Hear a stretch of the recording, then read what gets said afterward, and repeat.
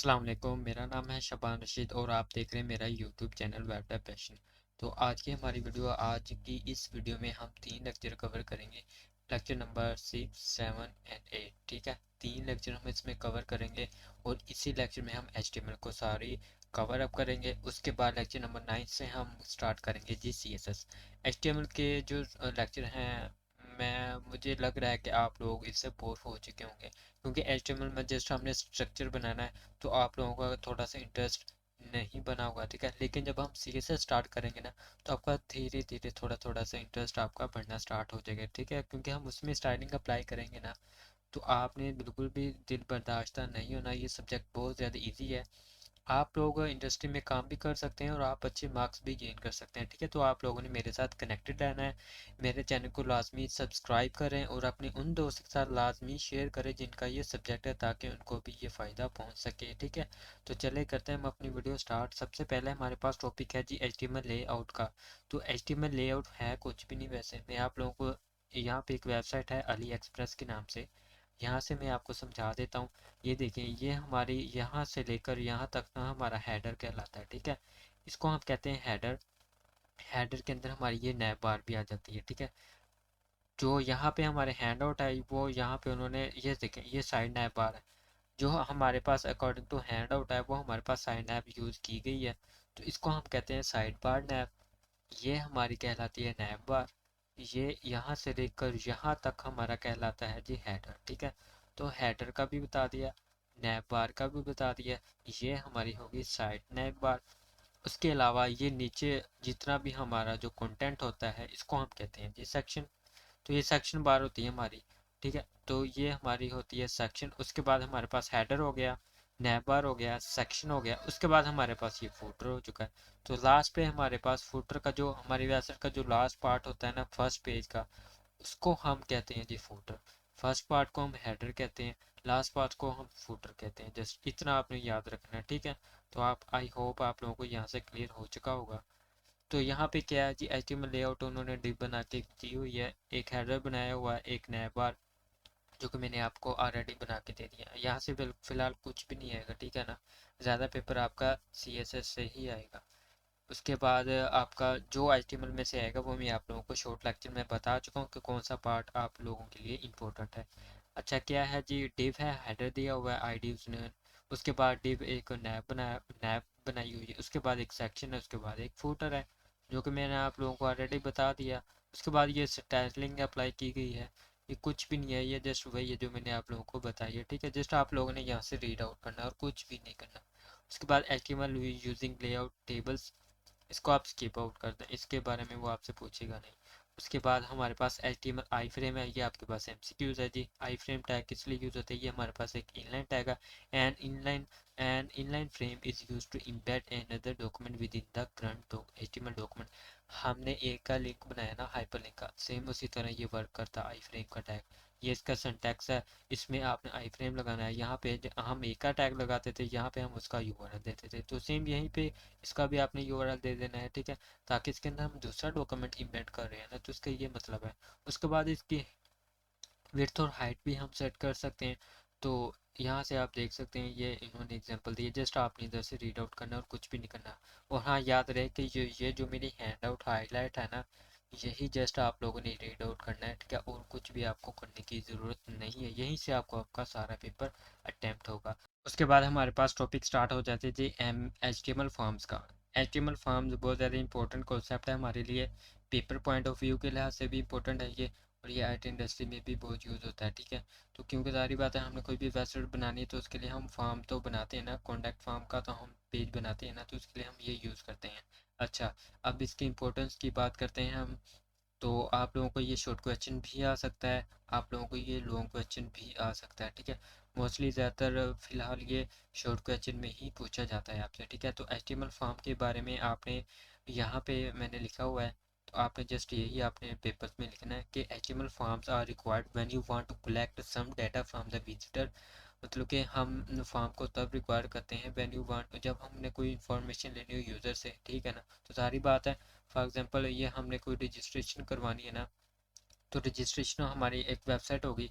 तो स्टूडेंट जो भी आएगा उसने एडमिशन लेना है तो ज़ाहिर बात है वो फॉर्म फिल करेगा। तो जो फॉर्म फिल करेगा ना उसमें जो इनपुट्स होंगी वो हमारे हमारे सर्वर के पास आएंगी, हमारे डाटाबेस में वो स्टोर हो जाएंगी, ताकि हमें पता लगेगा कि ये स्टूडेंट हमारे पास आया, ये इसका नेम है, ये इसका एड्रेस है, ये इसने सब्जेक्ट चूज़ किए हैं। ठीक है, तो इसलिए हम फॉर्म यूज़ करते हैं।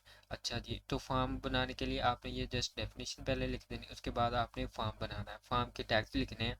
वो मैं आपको बताता हूँ अभी प्रैक्टिकली करके। पहले हम देख लेते हैं कौन कौन सी हमने इसमें प्रॉपर्टीज़ यूज़ करनी है। ठीक है, तो हमने इनपुट टाइप टेक्स्ट यूज़ करनी है, ठीक है, रेडियो यूज़ करनी है और सबमिट यूज़ करनी है। ठीक है, तो मैं आप लोगों को ये अभी प्रैक्टिकल करके दिखा देता हूँ, बाद में हम हैंड आउट से स्टडी कर लेंगे। ठीक है, तो आप लोगों ने वी एस कोड में आना है। वी एस कोड में आने के बाद आप लोगों ने यहाँ पे अपने जो फोल्डर बनाया होगा वो आप लोगों ने यहाँ से ओपन कर लेना है, फोल्डर या फाइल। मैंने आप लोगों को फर्स्ट लेक्चर में बताया था, अगर आप लोगों ने वो लेक्चर नहीं वॉच किए तो अभी जाके वो आप देख सकते हैं। ठीक है, तो यहाँ पे आपका फ़ाइल ओपन हो जाएगी जो आपने बनाई होगी। ठीक है, यहाँ पे आना है आपने।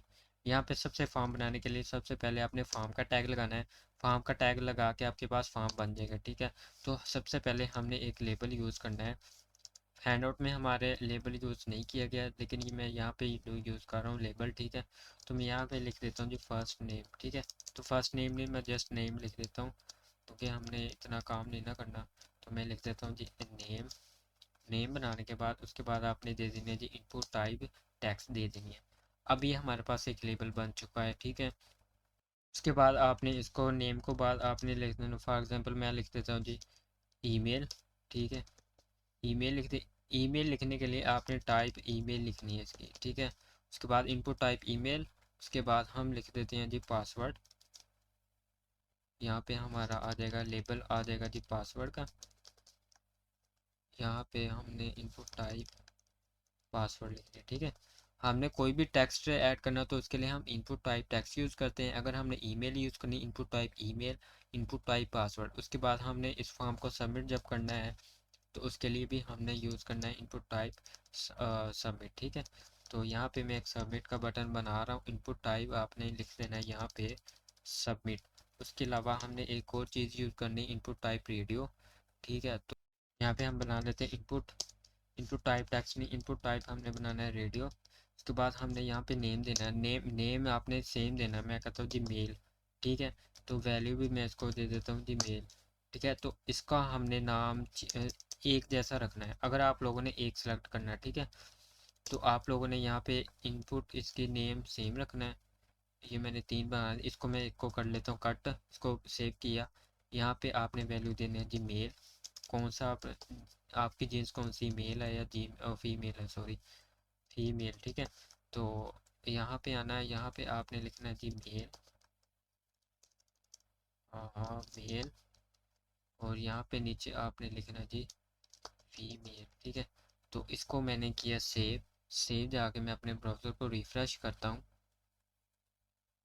तो ये आप देख सकते हैं मेरे पास एक फॉर्म बन के आ चुका है, लेकिन ये अब ये रोज़ फॉर्म में है। ठीक है, तो अब क्या करना है, अब हमने इसको बी आर टैग लगाना है जो कि हम यूज़ कर चुके हैं ऑलरेडी। इसको मैंने सेव किया, यहाँ पे बी आर एक हमारा लग चुका है, एक यहाँ पे हमारा बी आर लग चुका है, एक हमारा यहाँ पे बी आर लग चुका है। ठीक है, तो इसको मैं करता हूँ सेव। सेव जाकर रिफ़्रेश करता हूँ तो देखिए हमारे पास ये आ चुका है। अच्छा, ये ना अभी डबल बी आर हम लगा लेते हैं क्योंकि अभी ये ना ज़्यादा स्पेस नहीं छोड़ रहा। ठीक है, तो आप लोगों ने ध्यान से ज़रा यूज़ करना है। ठीक है, तो ये जस्ट HTML में हम बी आर यूज़ कर रहे हैं। ठीक है, तो जहाँ पे आपको लगे बी आर यूज़ करना है वहाँ पे आपने यूज़ करना है। ये नहीं कि मैं ऐसे ही बी आर यूज़ कर रहा हूँ, कि आप लोगों ने भी जो आपका प्रोजेक्ट होगा या आपने मतलब कि जो भी चीज़ आप फॉर्म बना रहे हो आप उसमें यूज़ कर रहे हो। लेकिन ये यार ये हम ना CSS की मदद से हम इसको जब स्टाइल करेंगे ना तब हमें बी आर की ज़रूरत नहीं पड़ेगी। ठीक है ना, तो मैं इसको करता हूँ रिफ़्रेश करके, तो ये आप देख सकते हैं हमारे पास अब इसकी स्पेसिंग आ चुकी है। अब हमारे पास बटन है, बटन में भी हमने इधर बी आर लगाना है। इसको मैंने किया सेव। सेव जाके रिफ़्रेश करता हूँ। अच्छा ठीक है, अब हमारे पास ये फॉर्म बन के आ चुका है। ठीक है, अब हमारे पास ये लाजमी नहीं कि ये हमारे पास ये यूज़ होती है, हमारे पास इनपुट टाइप डेट भी यूज़ होती है। ठीक है, और भी हमारे पास इनपुट इसकी हैं कुछ, वो भी यूज़ होती है, लेकिन हमने अकॉर्डिंग टू हैंड आउट चलना है। ठीक है, तो अब हमारे पास यहाँ पे नाम मैं अपना लिख देता हूँ नाम। यहाँ पे हमारे पास इनपुट टाइप ईमेल, हम अपनी ईमेल लिखेंगे।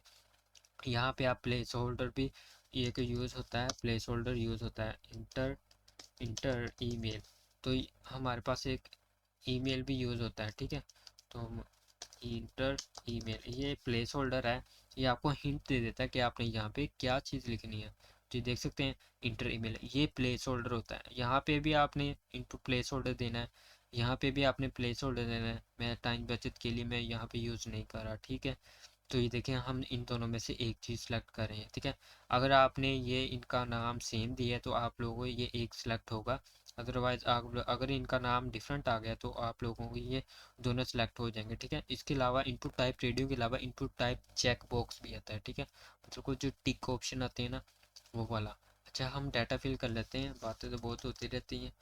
इनपुट टाइप मैं यहाँ पे लिख देता हूँ shaban@gmail.com। यहाँ पे पासवर्ड हम कुछ भी ऐड कर देते हैं, मैं मेरी जेंस है जी मेल। उसके बाद मैं इसको कर देता हूँ सबमिट। तो सबमिट करने के बाद हमारा डाटा वो सबमिट हो चुका है, ठीक है। तो सबमिट नहीं, वैसे हमारा ये पेज ना रीलोड हुआ है, ठीक है। अभी ये जब हम सबमिट करते हैं ना तो यहाँ पे हमारी फाइल होती है, पीएचपी की फ़ाइल हो सकती है आपकी बैकएंड पे जो यूज़ होती है, जावास्क्रिप्ट की फ़ाइल होती है, ये भी अब बैकएंड पे यूज़ होती है। उसके अलावा आपकी पीएचपी की फ़ाइल होती है। आपने यहाँ पे एक्शन वो उस फाइल का पाथ देना है। पाथ देने के बाद आपका जब आप सबमिट करेंगे तो आपका ये जो सारा डाटा है ना ये इस फाइल में चला जाएगा, ठीक है। तो ये इस तरह से वर्क करता है, ठीक है। तो अगर आप लोगों को पास लोगों क्वेश्चन आ जाए, आप लोगों ने करना कुछ भी नहीं है, जस्ट प्रैक्टिस करनी है। आप लोगों ने ये नहीं याद रखना कि यार इसके लिए ये चीज़ यूज़ होती है, बस आप लोगों ने अपने माइंड में ये रखना है, कोड ही आपने याद नहीं करना। बस आप लोगों ने माइंड में ये चीज़ रखनी कि यार ये वाला टैग इस काम के लिए यूज़ होता है, फॉर्म का टैग फॉर्म बनाने के लिए यूज़ होता है, इनपुट टाइप चेक बॉक्स अच्छा ये इसलिए यूज़ होती हैं। आप लोगों ने याद नहीं करना, लेकिन जब आप प्रैक्टिस करेंगे ना तो आपके माइंड में ऑटोमेटिकली ये चीज़ें बैठती जाएंगी, ठीक है। तो ये था हमारा फॉर्म का लेक्चर। इसके बाद हमने यहाँ पे ये स्टडी कर लेते हैं। HTML form, form element, input type मैंने आप लोगों को ये बता दिया। उसके बाद इनपुट टाइप रेडियो भी मैंने आप लोगों को बता दिया। उसके बाद हमने सबमिट किया, तो ये देखें सबमिट के बारे में वही बता रहा है। Define a for button for submitting form handle, the form handle is typically server page with the script for processing input data. मतलब कि जब हम सबमिट करते हैं तो हमारी वो सर्वर की फाइल होती है, वो उसमें डाटा हमारा चले जाता है। जस्ट ये एक्शन है, यहाँ पे उसने फाइल का पाथ दिया हुआ है जस्ट, और कोई भी अच्छा कुछ भी नहीं है इसमें, ठीक है। बाकी वही बात, ये वही टैग्स जो मैंने आपको अभी प्रैक्टिकल करके दिखाए हैं। उसके बाद एक्शन एट्रीब्यूट है, एक्शन एट्रीब्यूट का मैंने आपको बता दिया। सर्वर फाइल हम यहाँ पे रखते हैं जो कि हमारा जहाँ पे हमारा डाटा जाता है।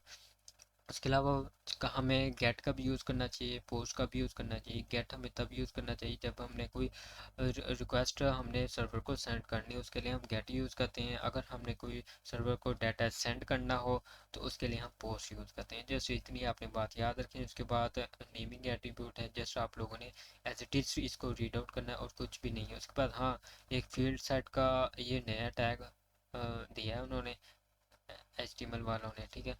तो ग्रुपिंग फॉर्म, ये फील्ड सेट किस लिए यूज़ होता है, ग्रुपिंग फॉर्म के लिए यूज़ होता है, ग्रुपिंग फॉर्म डाटा।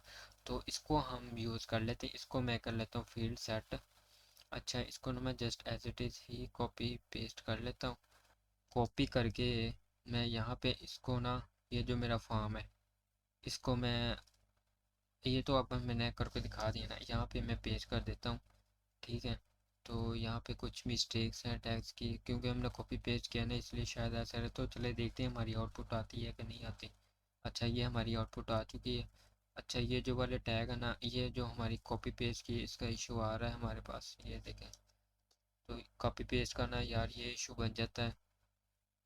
तो यहाँ पे भी आपने कोटेशन मार्क्स देने हैं, ठीक है। तो यहाँ पे उसके बाद हम देख लेते हैं ना, इनपुट टाइप टेक्स्ट ठीक है, ये भी ठीक है। अच्छा यहाँ पे आपने डबल कीवर्ड्स देना।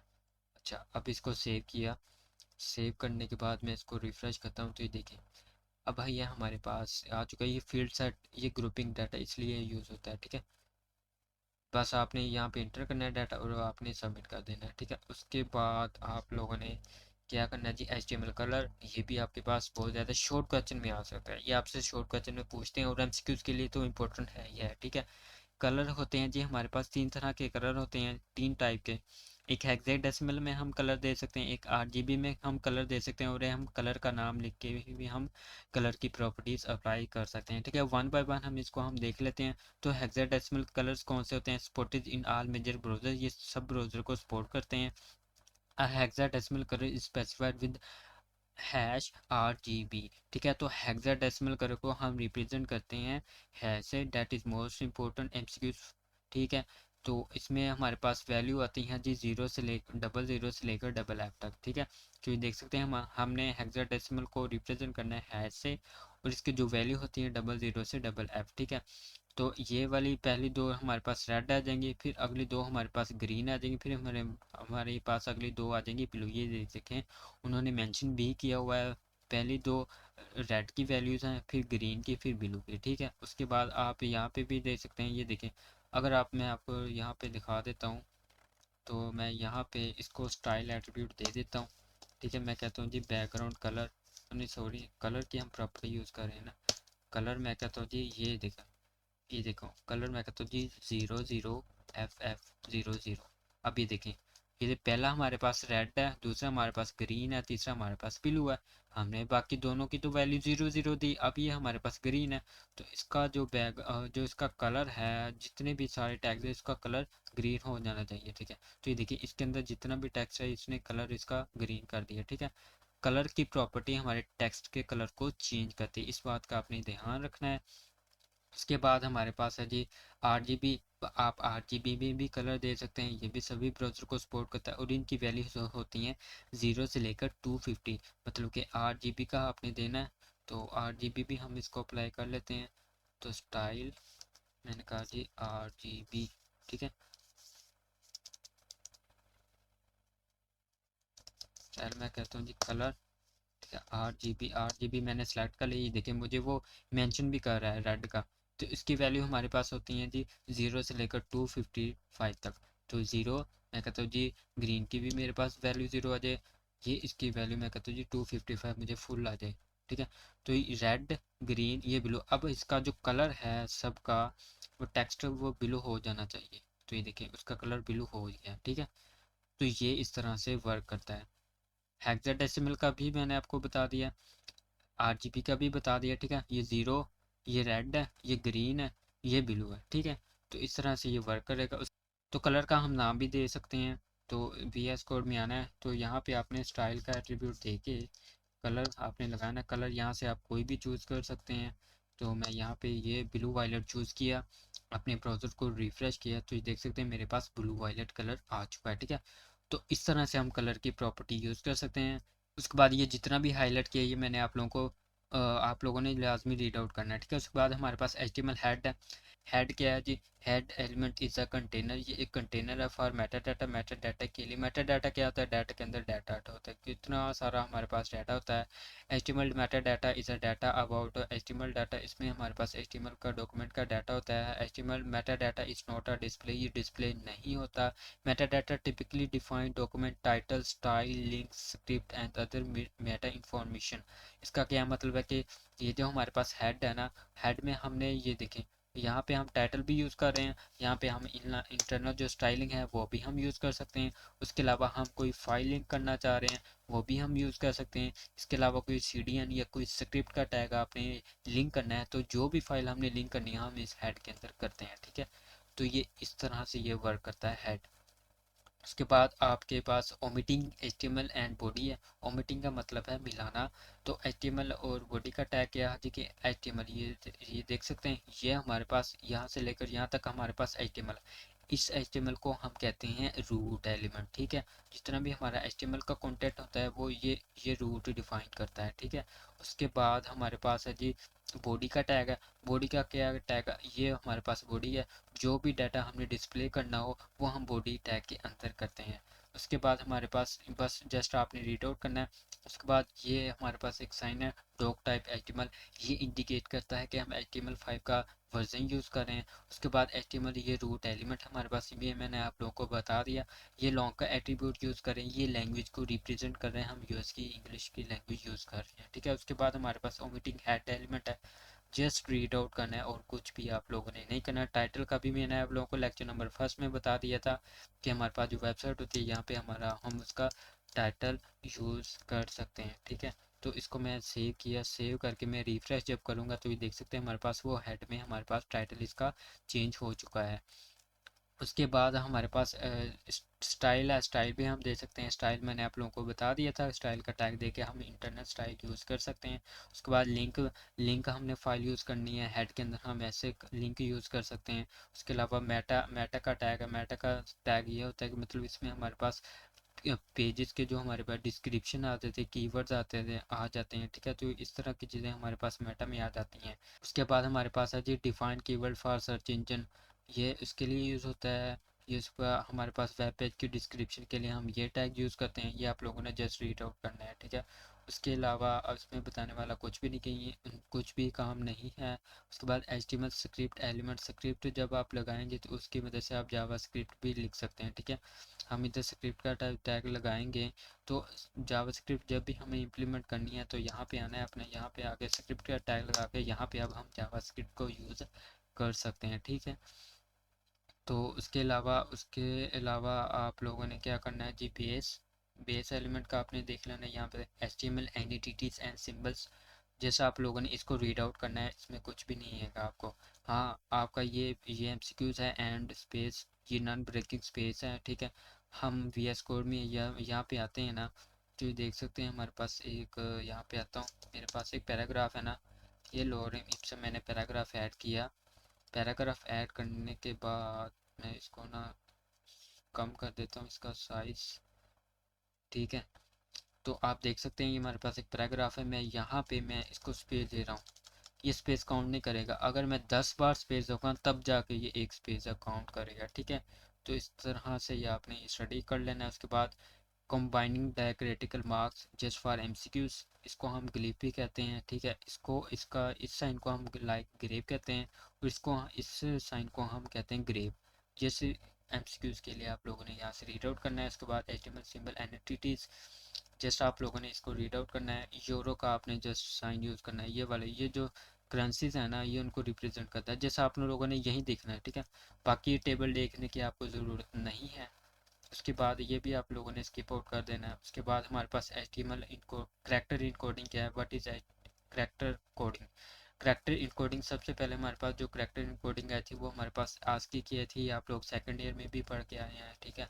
उसके बाद आंसी, ये किस किस के लिए यूज़ होती है, ये आप लोगों ने जस्ट यहाँ से स्टडी करना है, यहाँ से पेपर नहीं आएगा आप लोगों को। उसके बाद HTML4 है, ये इसका जो मेटा का टैग है, इसमें हम ये चीज़ लिखते हैं, HTML5 में हम ये चीज़ लिखते हैं, ठीक है। इसके अलावा आस्की करैक्टर सेट है, ये इसके कुछ पॉइंट्स हैं, ये मैंने हाईलाइट किए, ये आप लोगों ने जस्ट स्टडी करने हैं जो हाईलाइट किए। उसके अलावा कोई भी आप लोगों ने स्टडी नहीं करना है। उसके बाद HTML URL इनकोडिंग है, इसका भी मैंने आपको बता दिया, URL को डिफाइन करता है। ये हमारे पास URL इसके कुछ पार्ट्स है, ये भी मैंने आप लोगों को बताए थे। ये इसको कुछ पार्ट्स हैं, तो scheme, domain, host, port, path, ठीक है। तो ये इसको जस्ट आप लोगों ने स्टडी करना है, तो ठीक है। लेक्चर ज़्यादा लेंथली हो रहा है, मैं इसलिए इसको डिफाइन करें, बस जो मैंने हाईलाइट किया बस आप लोगों ने वही करना है, ठीक है। बाकी आप लोगों ने जो मैंने स्किप करवाया वो आप लोगों ने स्किप आउट भी करते जाना है, ठीक है। हाँ, ये वाला कॉमन यूआरएल स्कीम आपके पास कुछ इस तरह से टेबल आ सकता है। अच्छा, मीटर में ना आप लोगों को बाद का लॉन्ग क्वेश्चन में टेबल भी दे देते हैं। टेबल कैसे देंगे, आपके पास ये स्कीम दे दी जाएंगे, ठीक है।